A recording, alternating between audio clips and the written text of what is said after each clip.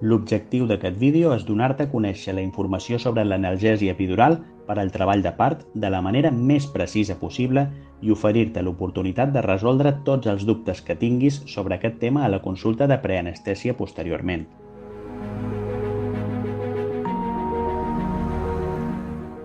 En aquesta consulta, a més, se sol·licitarà el consentiment per realitzar la tècnica en el cas que et planteges optar-hi. El principal objectiu per realitzar una tècnica analgèsica al part ha de ser la seguretat, tant per a tu com per al teu nadó. A més, la tècnica analgèsica ha de proporcionar l'alleujament del dolor de les contraccions i alhora ha de permetre la col·laboració durant el procés del part.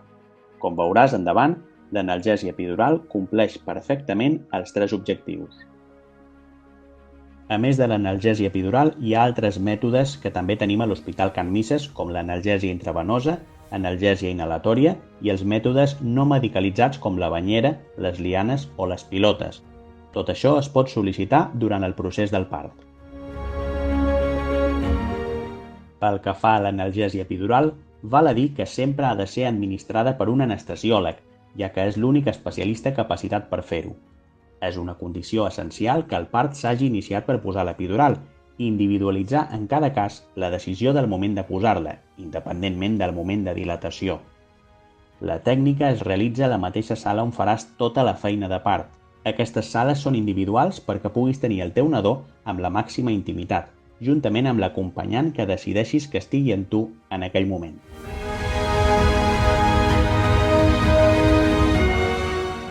Abans de posar l'epidural hi ha una sèrie de passos que cal fer.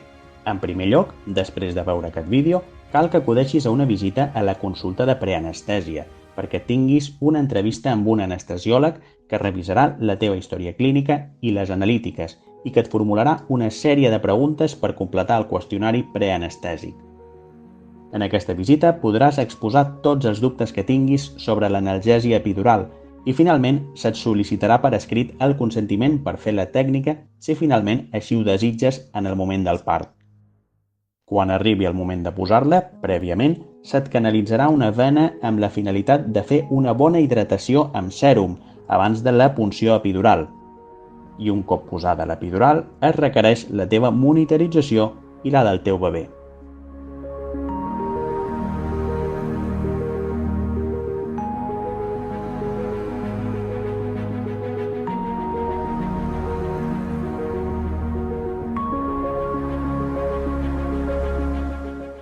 Quan fem la punció, deixarem col·locat un catèter a l'espai epidural que connectarem a un dispositiu extern que anirà administrant, de manera contínua, la medicació que alleujarà el dolor. A més, aquest catèter es podria utilitzar per fer una anestèsia epidural si cal acabar l'embaràs mitjançant una cesàrea. Se't demanarà que t'asseguis o que et posis tombada de costat, amb l'esquena ben arquejada, i a més et demanarem que estiguis molt quieta durant el procediment. Som conscients que quan sentiu el dolor de la contracció és molt difícil mantenir una posició estàtica, així que us demanarem que ens aviseu quan comenci la contracció. D'aquesta manera, esperarem que passi la contracció per continuar mobilitzant l'agulla epidural.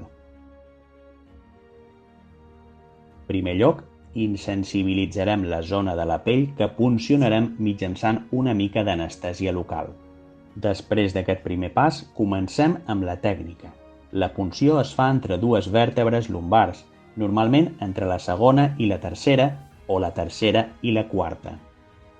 Els efectes de l'epidural són progressius un cop posada i en principi s'espera que l'efecte d'alleugeriment del dolor sigui ple entre els 10 i els 20 minuts després de l'administració de la primera dosi de medicació, però no eliminen el dolor per complet, sinó que ho fan més suportable.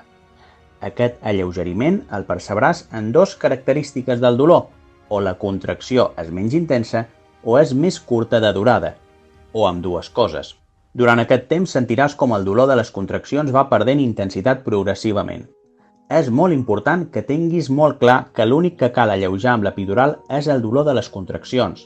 Hi ha altres sensacions durant el part que sentiràs que poden ser poc agradables, com la pressió que exerceix el nadó quan baixa pel canal de part, que a més és important que les sentiu. La finalitat de l'epidural no és deixar-te insensible a tot això, sinó que només es persegueix l'alleujament del dolor de la contracció. Aquesta és la clau perquè l'epidural et permeti col·laborar de manera activa al teu part. També és important que sàpigues que l'epidural té alguns efectes col·laterals que apareixen amb freqüència. Un és que provoca que la tensió arterial baixi. Per això és important la hidratació prèvia que comentàvem abans. També sol disminuir la sensibilitat i la força a nivell de les cames o l'aparició de dificultat per a l'emicció espontània. Un efecte molt curiós són els calfreds. Apareixen després de la col·locació de l'epidural i en pocs minuts desapareixen. Si durant la tècnica es produeix la punció accidental d'una membrana anomenada dura mater, podria provocar mal de cap després d'unes hores. D'altra banda, els beneficis de l'epidural són molt evidents. Tingues en compte que el dolor de les contraccions és un dolor agut molt intens.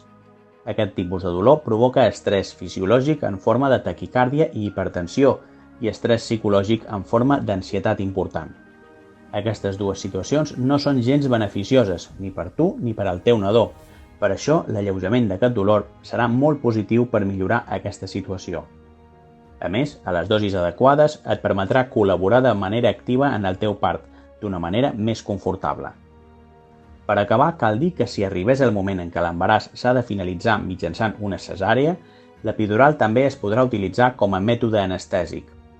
En resum, l'analgèsia epidural és una tècnica molt segura i la que aconsegueix millor l'alleujament del dolor de les contraccions i que amb les dosis adequades no modificarà l'evolució del part. Finalment, hauràs de tenir en compte que, encara que vulguis que se't posi l'epidural, de vegades no serà possible perquè també té algunes contraindicacions. En primer lloc, si no desitges que se't posi, evidentment no es farà i es respectarà la teva voluntat. D'altra banda, hi ha una sèrie de contraindicacions mèdiques que també en limiten l'ús. Per exemple, qualsevol malaltia o tractament que alteri la coagulació de la sang o el nivell de plaquetes. També algunes malalties del sistema nerviós central, febre alta o infeccions del punt de punció a l'hora de posar-la, al·lèrgia a les medicacions que s'utilitzen per l'epidural o en cas d'urgències obstètriques que no ho permetin. Quant a la presència de tatuatges sobre la zona lumbar, hi ha controvèrsia sobre la indicació de posar-la o no, per la qual cosa, en aquest cas, serà a criteri de l'anestesiòleg que l'hagi de posar. Això és tot i us veiem a la consulta de preanestèsia per completar aquesta informació.